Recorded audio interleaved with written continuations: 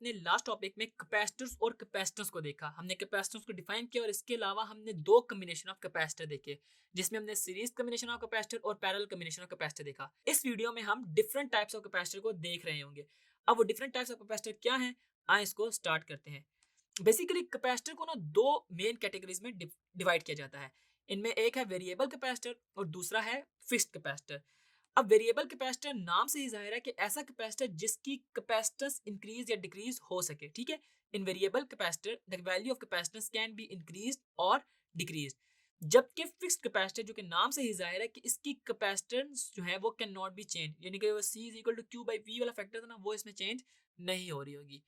अब इसी से रिलेट करते हैं हमारे पास डिफरेंट टाइप्स, यानी कि वेरिएबल कैपेसिटर में कौन कौन सी टाइप्स हैं और फिक्स्ड कैपेसिटर्स में क्या क्या है। तो इसमें हमारे पास जो पहला आपकी बुक में कैपेसिटर गिवन है वो है पेपर कैपेसिटर। ये बेसिकली एक फिक्स्ड टाइप ऑफ कैपेसिटर है कि इसकी जो कैपेसिटेंस है ना वो चेंज नहीं हो रही होती। अब ये किस तरह बना होता है, ये एल्यूमिनियम फॉयल से बना होता है और इसके दरमियान में ना हमारे पास डाइलेक्ट्रिक मटेरियल कोई ना कोई प्लेस होता है। अब वो डाइलेक्ट्रिक मटेरियल ऑयल या फिर ग्रीस होता है। इसको हम यूज करते हैं यूजुअली इलेक्ट्रिक फैंस वगैरह में भी। और इसके बाद है हमारे पास नेक्स्ट मीका कैपेसिटर। अब मीका कैपेसिटर क्या है कि ये भी एक फिक्स टाइप ऑफ कैपेसिटर है। इसके अंदर जो डाइलेक्ट्रिक है ना वो मीका का बना हुआ है और इसके अंदर ना दो वायर्स निकली होती हैं जो कि हम यूज कर रहे होते हैं किसी भी अपने इलेक्ट्रॉनिक कंपोनेंट में। ठीक है, इसके बाद है हमारे पास वेरिएबल कैपेसिटर।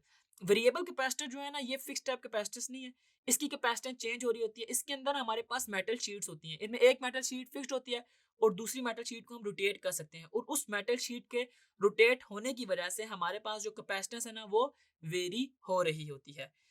इसके बाद है हमारे पास इलेक्ट्रोलाइटिक कैपेसिटर। इलेक्ट्रोलाइटिक कैपेसिटर क्या है कि इसके अंदर हम एक इलेक्ट्रोलाइट यूज कर रहे हैं। इलेक्ट्रोलाइट हमारे पास कोई सोल्यूशन होता है, फिलहाल आपको बस यहाँ तक याद रखना है कि इलेक्ट्रोलाइट हम इसके अंदर यूज कर रहे होते हैं और इसके अंदर हमारे पास ना एक मेटालिक फॉयल का डाइलेक्ट्रिक होता है।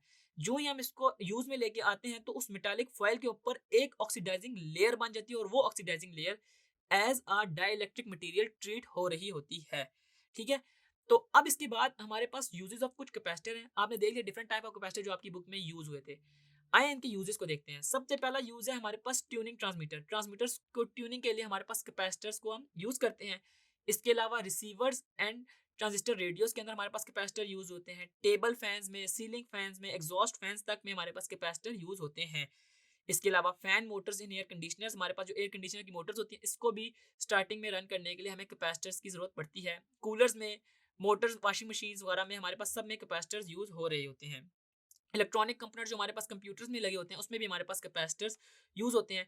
और हमारे पास एट दी एंड जो हमारा यूज है वो है रेजोनेंट सर्किट। रेजोनेंट सर्किट से मुराद हमारे पास जब हम फ्रीक्वेंसी को हाई या लो पे सेट कर रहे हो वहां पे भी हमें कैपेसिटर की जरूरत होती है। तो आपने देखा कि कैसे कैपेसिटर एक इंपॉर्टेंट और यूजफुल डिवाइस है हमारी डेली लाइफ में और इसके क्या क्या टाइप्स हैं, इसके क्या क्या कम्बिनेशन है। आई होप आपको सारे के सारे पॉइंट समझ आ गए होंगे। अभी तक के लिए इस वीडियो में इतना ही। See you in the next video with a new topic.